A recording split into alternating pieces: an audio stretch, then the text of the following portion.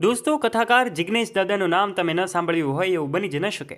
ગુજરાતમાં દરેક જગ્યાએ એમની કથાઓ હોય છે. આ સાથે જ હવે તો અનેક એવી જગ્યાઓએ કથા થતી હોય છે જ્યાં લોકોની જનમેદની જામી જતી હોય છે. ત્યારે જિગ્નેશ દાદાને અચાનક તબિયત લથડતાની સાથે જ એમનો વિડીયો સોશિયલ મીડિયા પર ખૂબ વાયુ વેગે ફેલાઈ રહ્યો છે. દોસ્તો, એમાં જણાવવામાં આવી રહ્યું છે કે જિગ્નેશ દાદા પોતાની એક આણંદ ખાતેની કથામાં હતા અને ત્યારબાદ ચાલુ કથા દરમિયાન જિગ્નેશ દાદા અટક્યા હતા અને એમણે કહ્યું હતું કે મારે અહીંથી જવું પડશે, અત્યારે મારી તબિયત સ્વસ્થ નથી. ત્યારે તાત્કાલિકના ધોરણે ત્યાંથી જિગ્નેશ દાદા હોસ્પિટલમાં એડમિટ થયા હતા અને ત્યારબાદ સમગ્ર ઘટના જે છે એ સોશિયલ મીડિયા પર ફેલાઈ હતી. ત્યારે દોસ્તો, આ જિગ્નેશ દાદા હવે એકદમ સ્વસ્થ થઈ ચૂક્યા છે અને હવે એમને હોસ્પિટલેથી રજા પણ આપી દેવામાં આવી છે. ત્યારે અનેક વિડીયો સોશિયલ મીડિયા પર ખૂબ વાયુ વેગે ફેલાઈ રહ્યા છે. પરંતુ હવે તમને જણાવી દઈએ કે જિગ્નેશ દાદા ફરી વખત કથાનો આરંભ કરી રહ્યા છે. એમણે બીજા જ દિવસે કથા ચાલુ કરી દીધી હતી.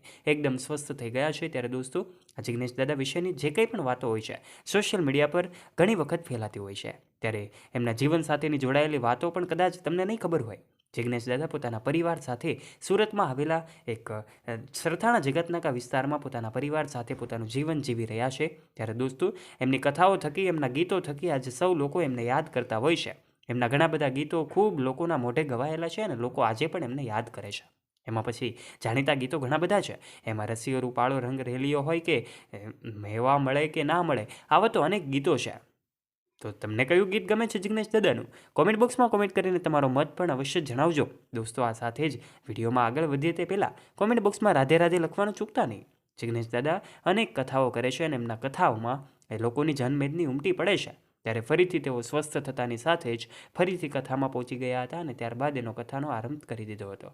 ત્યારે દોસ્તો, જિગ્નેશ દાદાની અચાનક તબિયત લથડતા જ લોકો અનેક સવાલો કરી રહ્યા છે કે આખરે આ જિગ્નેશ દાદાને શું થયું.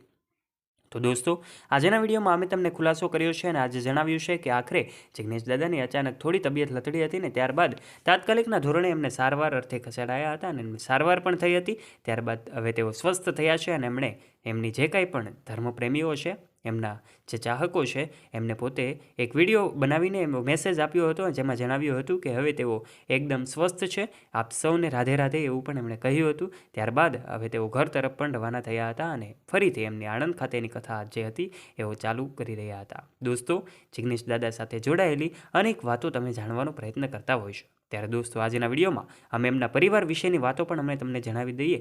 જિગ્નેશ દાદા પોતાના પરિવાર વિશેની જો વાત કરવામાં આવે તો એમને સંતાનમાં એક બાળક છે, જે છોકરો છે એમને, અને આ સાથે જ એવું કહેવામાં આવે તો પણ ખોટું નહીં હોય, કારણ કે જિગ્નેશ દાદા આજે ગુજરાતમાં ખૂબ નામ કમાવ્યું છે. એમના ગીતો થકી, એમનું જે કંઠ છે, એમને કથા વાંચન છે, એના થકી આજે પણ લોકો એમને ખૂબ યાદ કરે છે. આજે પણ એમની કથા સૌને સાંભળવી ગમે છે. ત્યારે દોસ્તો, શું તમે એક પણ વખત જીવનમાં જિગ્નેશ દાદાની કથા સાંભળી છે?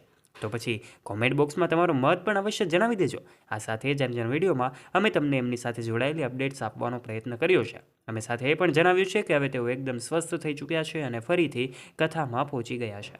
ત્યારે સૌ જે કાંઈ પણ ભાવિકો હતા એમની ચિંતાનો અંત આવ્યો છે અને હવે એકદમ સ્વસ્થ થતાની સાથે જ તેઓ ફરીથી કથાનો આરંભ કરી રહ્યા છે. ત્યારે દોસ્તો, આપ જિગ્નેશ દાદા સાથે જોડાયેલી આ એમનું ઘર છે, આ સાથે જ જોડાયેલી વાતો તમને જાણીને નવાઈ લાગી હશે, તમને માહિતી પણ મળી હશે, તમારી જ્ઞાન અને માહિતીમાં વધારો થયો હોય તો આ વિડીયોને એક લાઇક કરી દેજો. તથા આવા જ રોચક અને રસપ્રદ વિડીયોઝ માટે આ વિડીયોને તમારા દરેક ગ્રુપમાં ફ્રેન્ડ્સ સાથે શેર કરવાનું ના ભૂલતા. તથા આવા જ રોચક અને રસપ્રદ વિડીયોઝ નિહાળવા માટે અત્યારે જ નીચે રહેલું બેલ આઇકન દબાવીને અમારી યુટ્યુબ ચેનલને સબસ્ક્રાઇબ કરી લેવાની જવાબદારી હવે તમારી છે.